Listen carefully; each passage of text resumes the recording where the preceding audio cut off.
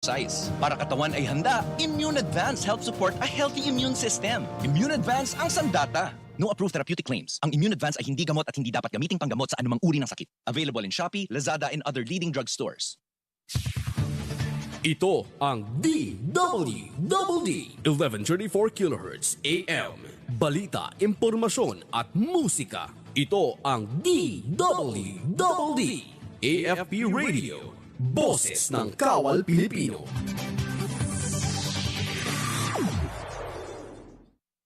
Kayo ay nakatutok sa DWDD AFP Radio. Kami po ay kasapi ng KBP, kapisanan ng mga broadcaster ng Pilipinas.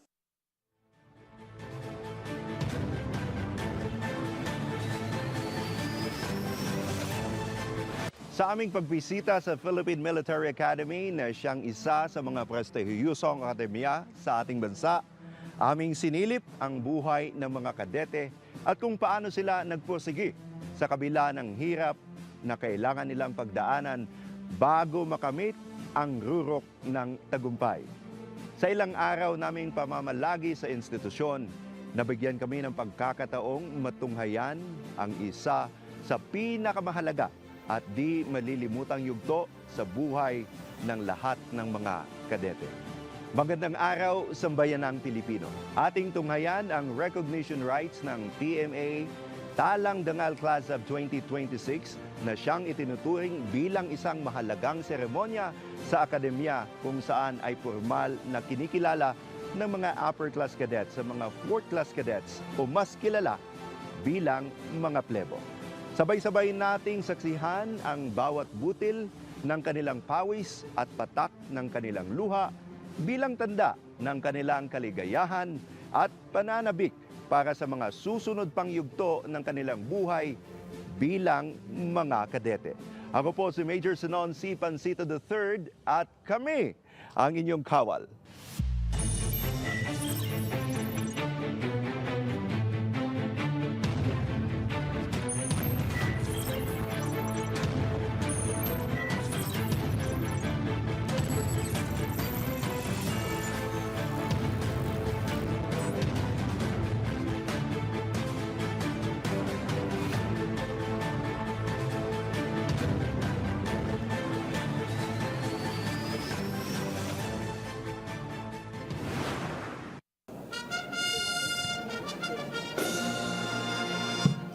The first ascension call has just been sounded, signaling the entrance of the PMA Talang Dangal Class of 2026.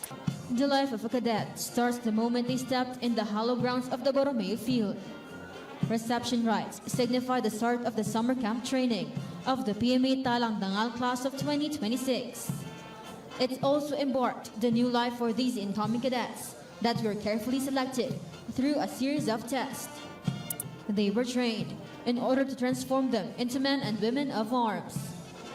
24,288 young men and women from across the country took the Philippine Military Academy entrance examination.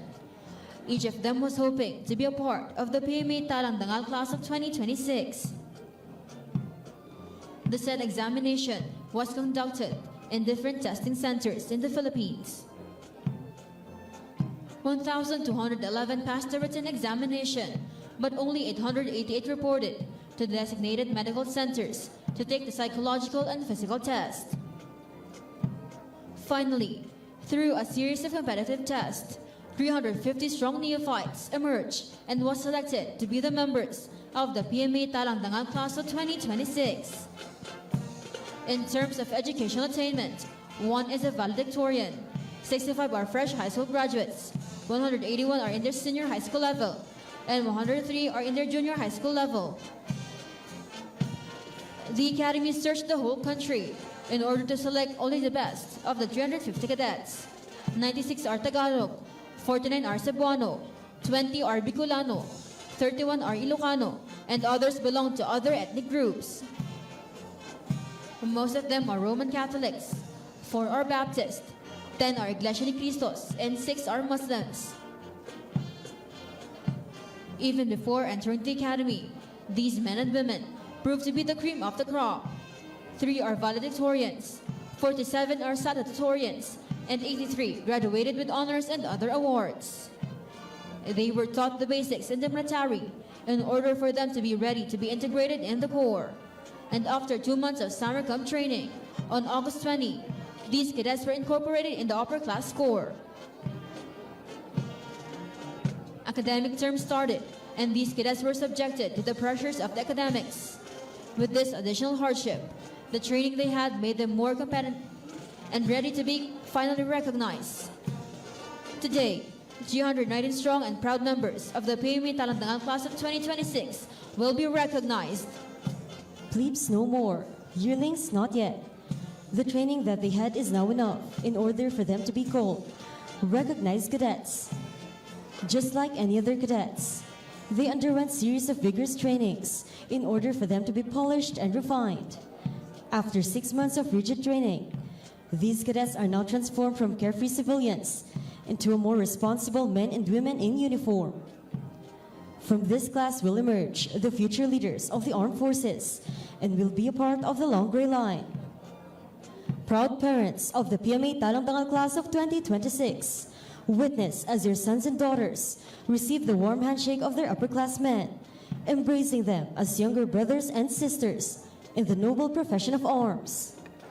The second attention call has just been sounded, signaling the entrance of the upperclass Corps.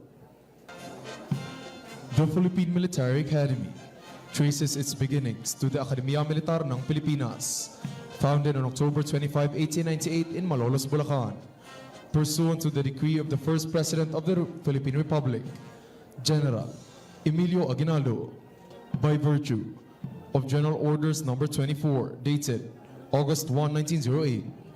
The school was relocated from Intramuros to Constabulary Hill in Baguio City, known today as Camp Henry T. Allen. The school was renamed Philippine Constabulary Academy. The passage of the National Defense Act in December 21, 1935 formally established the Philippine Military Academy, authorizing it to confer a Bachelor of Science degree to its graduates after they have successfully completed the 4-year course. The outbreak of the Second World War chapter training in the Academy, with the advanced commissionship as third lieutenants of PMA classes of 1942 and 1943. Subsequently, PMA class 1944 and 1945 were disbanded. The Academy reopened on May 5, 1947 at Camp Henry T. Allen, with class 1951 as the first post-war class. On May 20, 1950, the Philippine Military Academy transferred to its present site in Lawakan and was eventually named Fort del Pilar as a fitting tribute to the young hero of Tirad Pass, General Gregorio H. del Pilar. The passage of Republic Act 7192 saw the integration of females in the Cadet Corps in 1993. Today, the Academy has produced over 7,000 officers. Furthermore, the Academy has produced 12 recipients of the Medal of Valor, the highest medal award for gallantry in action. Over the past decades, the Academy was beset by some major problems affecting the success rate of its cadets. With the approval of the Secretary of National Defense, the then Superintendent of PMA, Lieutenant General Cristolito Balawing, crafted a strategy. The reform initiatives and prescribe a direction for the succeeding administration to follow. This is intended to provide continuity and stability to all policies, plans, and programs. Thus, the PMA Roadmap 2015 came into existence. Since the time of its inception, PMA has constantly produced leaders of character who have prominently distinguished themselves in the service of the armed forces of the Philippines and the nation. The PMA Talang Dangal Class of 2026 now salutes the upperclass Corps. Likewise, the upperclass Corps acknowledges the salute of the 4th class cadets.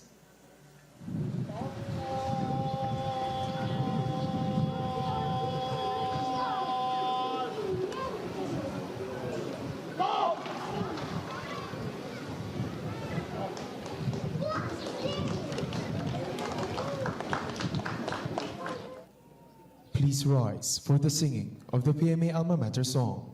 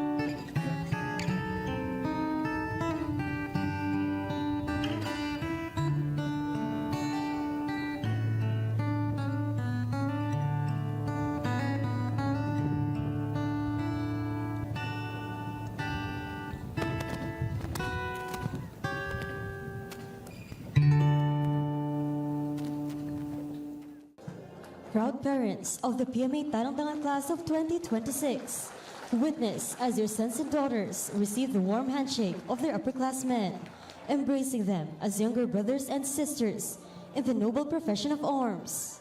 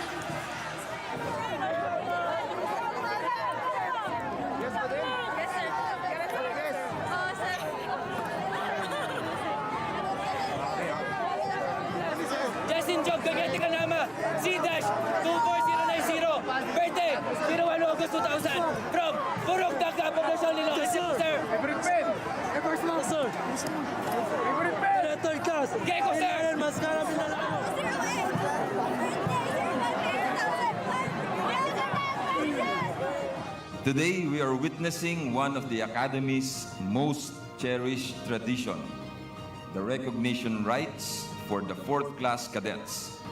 Certainly, this is a milestone worthy to be celebrated as it gives a deep sense of pride for these young men and women who surpassed the challenges of being plebes inside the academy. Likewise, they share this special moment with their family and the whole Philippine Military Academy. In a life of a cadet, today's ceremony is indeed memorable. It is a day of reaping the fruit of what they have sown for almost a year of sacrifices, discipline, and determination. Likewise, it is not merely a recognition of one's achievements, but also the beginning of a more challenging and meaningful chapter of their cadetship in the academy. As a popular saying by German philosopher named Friedrich Nietzsche, and I quote, "He who has a why to live for can overcome any how." In other words, while this new chapter presents new challenges and carries with it heavier responsibilities and overwhelming tasks, may our 4th class cadets never run out of reason to continue the passion and to be of service to our nation. Correspondingly, the recognition rites of the 4th class cadets of PMA Talang Dangal Class of 2026 in essence signifies that they are now officially accepted by the upperclass corps and are now deemed as plebe no more, yearlings not yet. To the class of 2026, while there were days when you thought you could not make it, this day proclaims that you have made it. While you still have a long way to go, you are already far from where you used to be and one step nearer to where you would like to be. And with that, you deserve to be given another round of applause. As I close my remarks, I will leave you with a meaningful message from Saint Francis of Assisi. And I quote, "Start by doing what's necessary, then do what's possible, and suddenly you are doing the impossible." Once again, to the 4th class cadets and to their proud parents, congratulations. Guests, ladies and gentlemen, our guest of honor and speaker, General Andres Cantor Centino, Philippine Army, the Chief of Staff of the Armed Forces of the Philippines.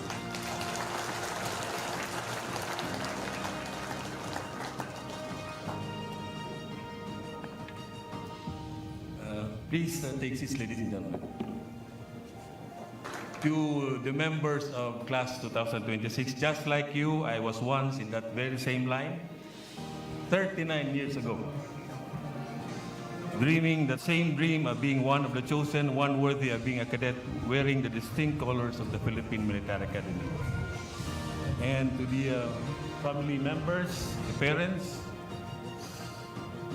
but at the same time, it was my family's moment to feel the pride and joy of seeing me hurdle one phase of cadetship after another.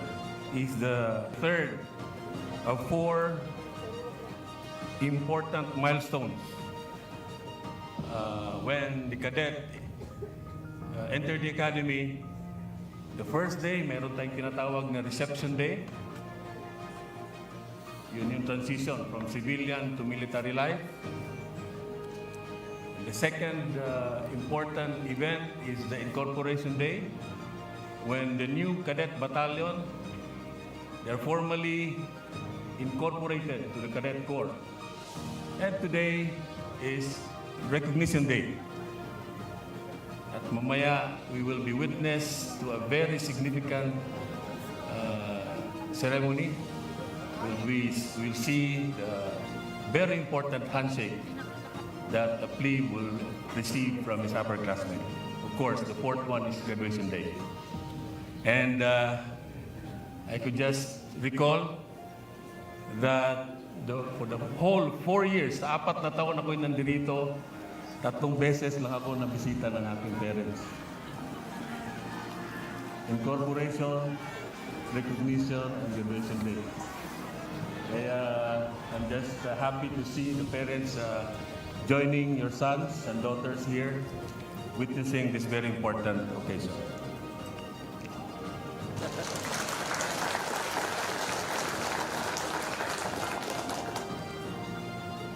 And just as I was traveling from Camp Aguinaldo going here to Baguio, I just realized that I have to speak to 4 different types of audiences. Yung una, siyempre yung ating mga plebo ngayon na ma-recognize in a few minutes. Secondly, I'd like to address also to the upperclassmen. Yung bumubulong ngayon dyan sa ranks at may mga sinasabi sa kanilang mga kasamahang plebo. Of course, I'd address also to the parents, the family members of our plebes, and I suppose I had to address also the members of the Philippine Military Academy. To the cadets, or rather to the plebes belonging to PMA Class 2026. I am more than certain that you will have a lifetime full of memories from your 4 years in the Academy. And today is another one to add to that growing memory bank as we celebrate. Or do we really celebrate Recognition Day? With the shaking of the hands between these young men and women and their upperclassmen comes the affirmation that the cadets have completed, or the plebes have completed the rigors of the initial training and have now leveled up to the status of being plebes no more, yearlings not yet. From the thousands who tried their fortune in the hopes of becoming a cadet, we will see here 310 aspiring cadets stand before us today, coming from the different ethnicities and speaking various dialects to march on their journey to become future military leaders of our country. To the 310 newly recognized cadets, or to be recognized cadets, you are now called upon to manifest the level of maturity and sense of responsibility worthy of the trust and respect of your upperclassmen and mentors. With the amount of time that your instructors and your trainers have spent ingraining in your hearts and minds the ideals of our alma mater and the essence of being a cadet, it is expected that you have gained the ample knowledge and the proper mindset to act with discretion, integrity, fortitude throughout the remaining years of your training. The days ahead will ask even more of you, in fortitude of spirit, in keenness of mind, in generosity of camaraderie. But know that the more challenging the times become, the better prepared you will be for the demands and trials that await you once you are outside of the academy. As I was saying, I was only visited 3 times by my parents when I was a cadet. Nasa malayong lugar sila, and they couldn't just come here as often as I would have wanted. But please take time out to visit your sons and daughters. Communicate with them if you can. May technology na tayo, may para na tayo para paano sila makakausap ng madalas. At sana give them the support that they need para hindi lang yung kausap nila, yung mga kapwa nila kadete. Kailangan din nila kausapin palagi kanilang mga magulang at family members. And again, my thanks to you for your trust in PMA, to the AFP, and to our government. So I commend the entire Philippine Military Academy, Team PMA, under the leadership of Lieutenant General Rowan Tolentino, the Superintendent, for sustaining the standards of excellence of our beloved alma mater. Indeed, the cadets are in the best of hands, with a pool of proficient, dedicated, and truly dependable mentors, teachers, and instructors who are equipped and determined to mold them into future servant leaders of the armed forces of the Philippines and our country. Congratulations on the job well done.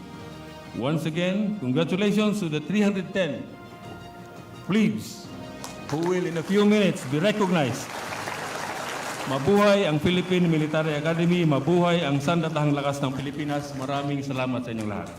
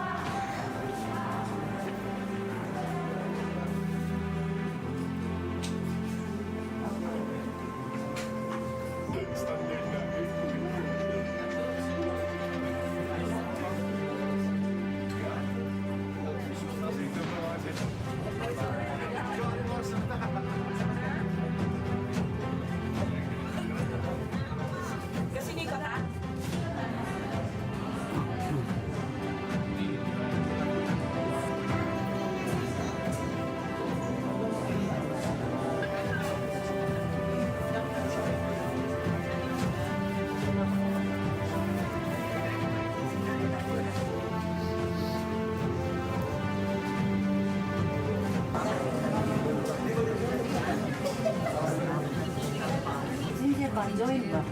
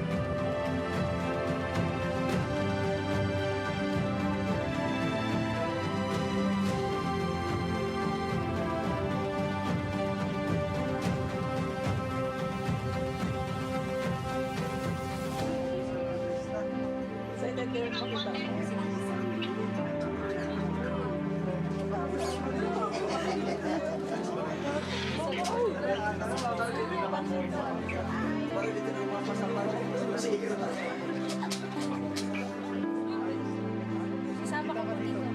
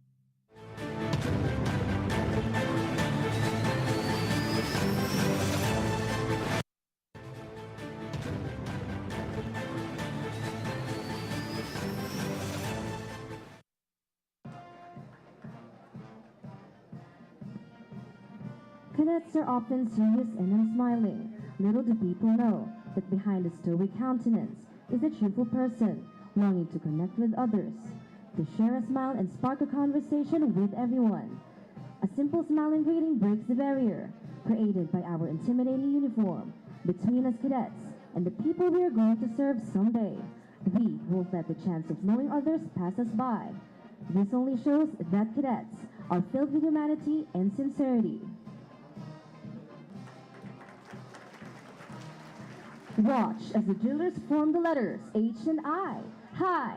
Welcome to the silent drill exhibition of the PMA Talang Dangal Class 2026.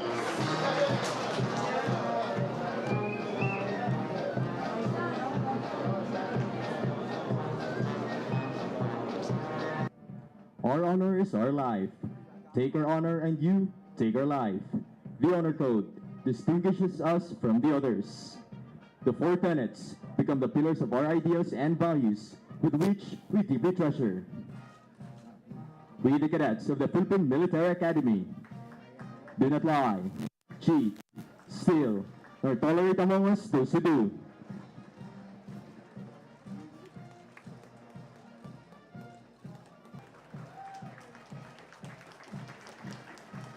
Philippine Military Academy is the so-called breeding ground of the future leaders of our country. With its mission to instruct, train, and develop the cadets, the Academy has successfully produced and is still producing values-centered officers who are selflessly serving the people. Though many changes have transpired, the Academy has survived and kept its basic character. It has stood fast against all the hardships and difficulties that it has faced since its birth.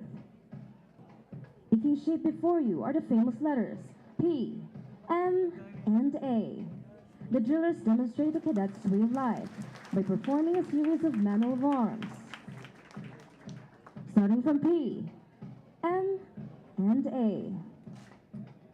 The pride and honor of the Filipino people are ignited at the very mention of each letter, which the drillers acknowledge as they render a salute.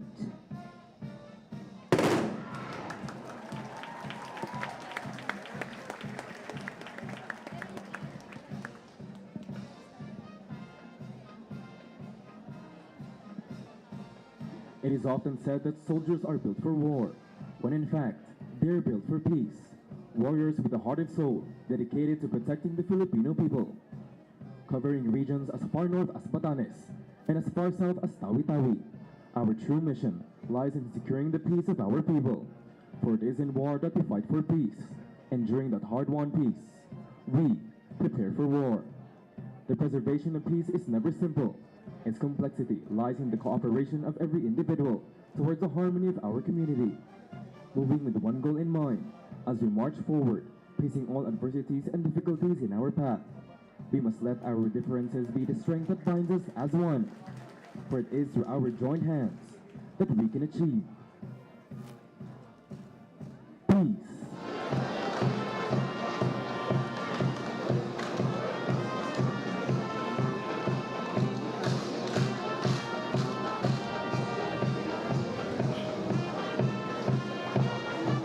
Cadetship is a cycle.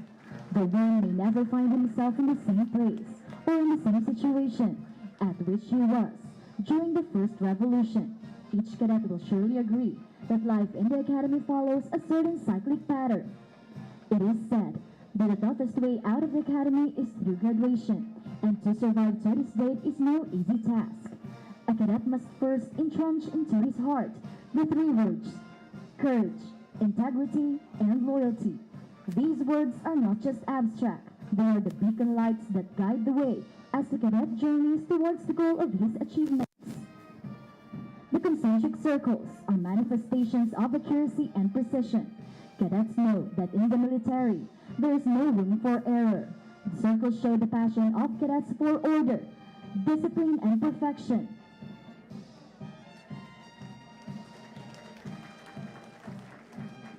Watch as they move outward to show you the planting of rifles. Here, the cadets raise their rifle for planting to the ground, just in time for the next one to pick it up.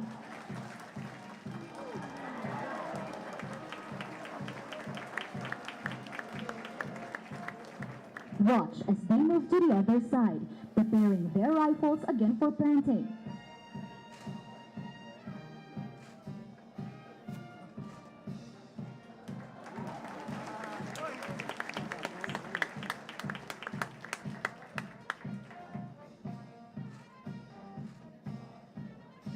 Now, the cadets shall show you another drill. the passing of rifles, which symbolizes camaraderie. Every cadet is responsible for each other. This is the PMA bond.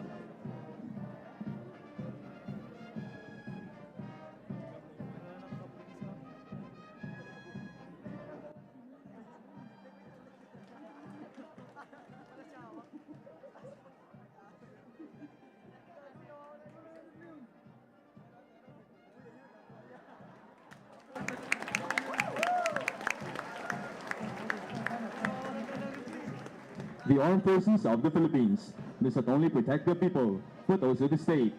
Its purpose is to secure the sovereignty and integrity of the national territory. Indeed, the strength of the armed forces is rooted to the people, who are considered supreme over men in uniform. This is what the Academy plants in our hearts and minds, as we are molded to be the future defenders of land, skies, and seas.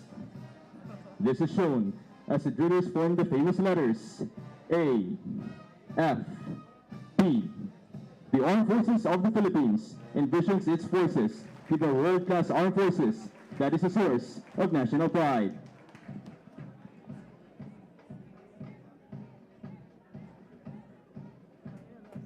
Honor, loyalty, valor, duty, and solidarity are the values that define us in exhibiting the specialized knowledge and skill we have as we engage ourselves to the noble calling of the profession of arms, as future leaders of the Armed Forces of the Philippines.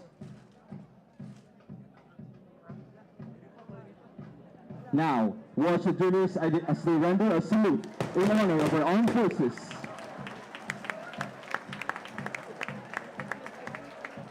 Love is never jealous nor conceited.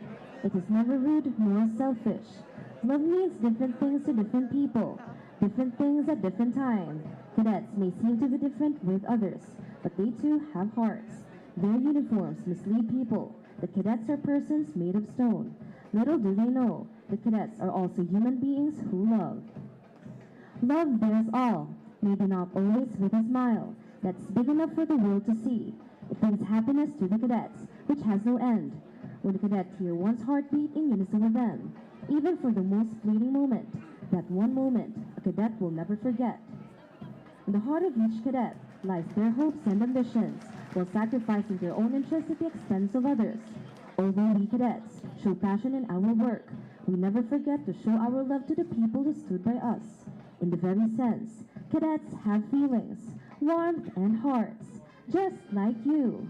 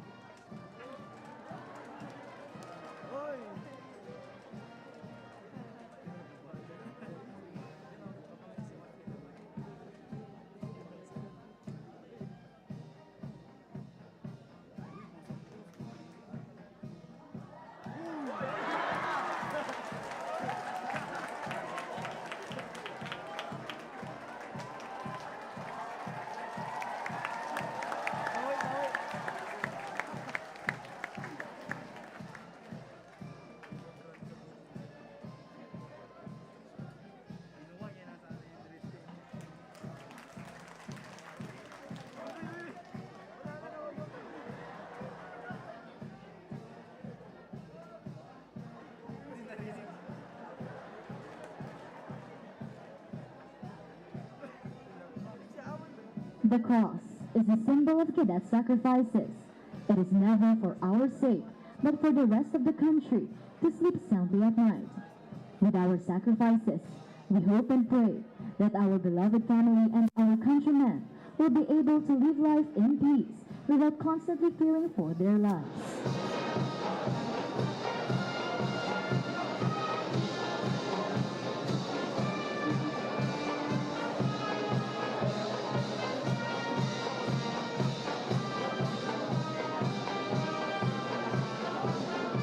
With the synchronicity of each and every step, cadets give the sense of lifelessness from the motions they make.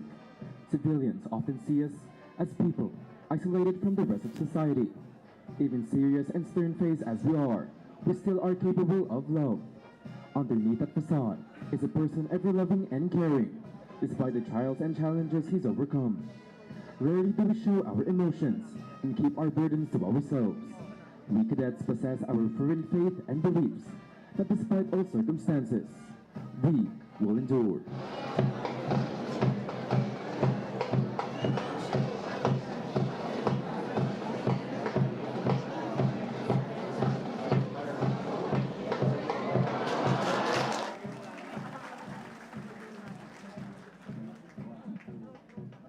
To our families, friends, partners, and dedicated girls, let it be known that we love you. This love is for you.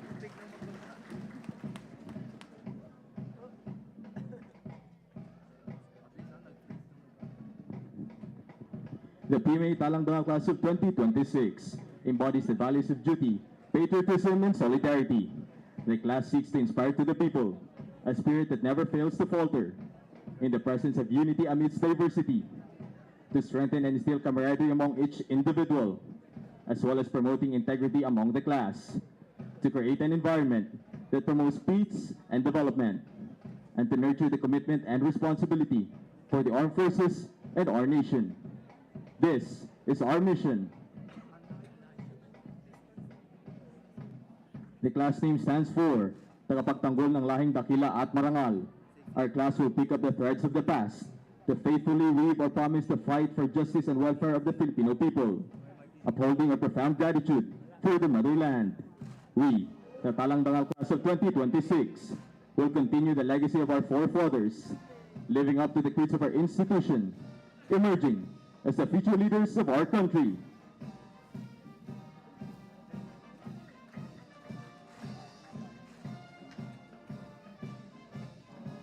Watch the drillers as they render a salute.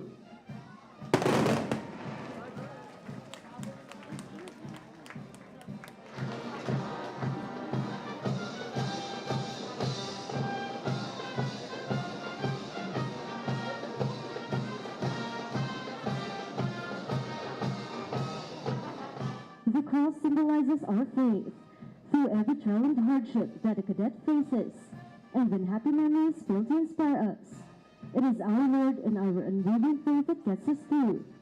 This is the blood we spill and the life we are willing to offer, knowing that we are just a flicker in the shade of eternity, a trivial thing given up by the greater good. The cross, our faith, our sacrifices, our lives, all these we gladly offer for humanity.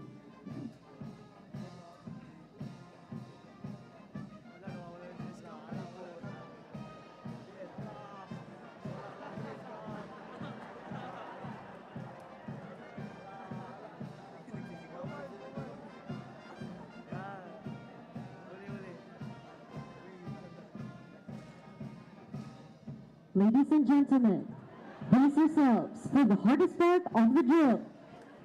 Ladies and gentlemen, this is Mambo number 5.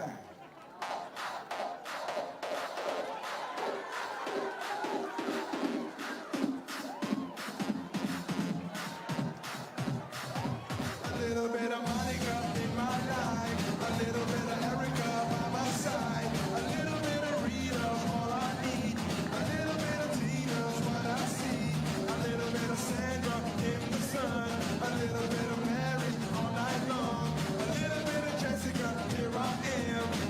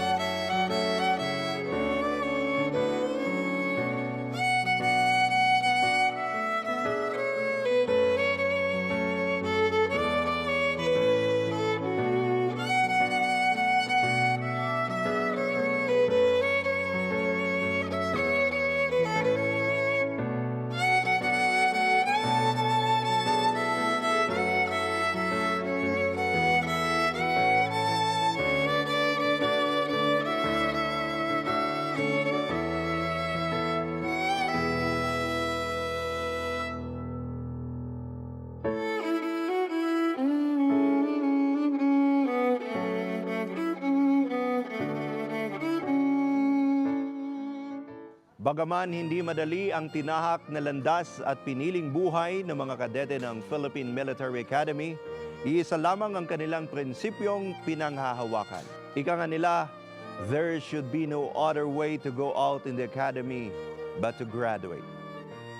Ang ating natunghayan na recognition rights ng mga plebo ay simula pa lamang ng kanilang mahabang pakikipagsapalaran patungo sa pag-abot ng kanilang mitiing maging ganap na opisyal ng Sandatahang Lakas ng Pilipinas.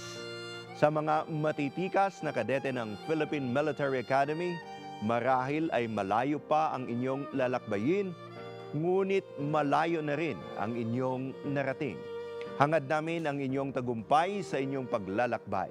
Mula dito sa Philippine Military Academy sa Fort del Pilar, Baguio City. Ako po si Major Senon C. Pancito III at kami ang inyong kawal. Ang inyong kawal magtatakbo sa inyo, ang sandigan ng mamamayang Pilipino. Kagitingan, katapatan, kabayanihan, taglay ng kawal nyo.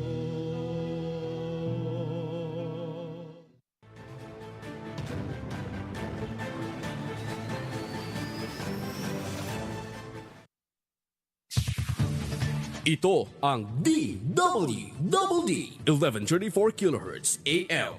Balita, impormasyon at musika. Ito ang DWDD AFP Radio. Boses ng Kawal Pilipino.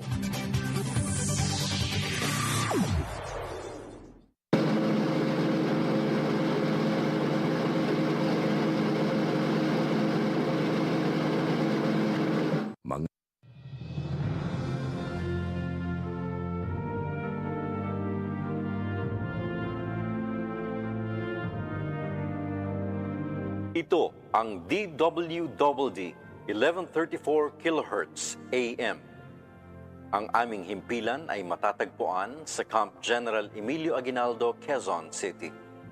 Patuloy na maghahatid ng balita, impormasyon at musika.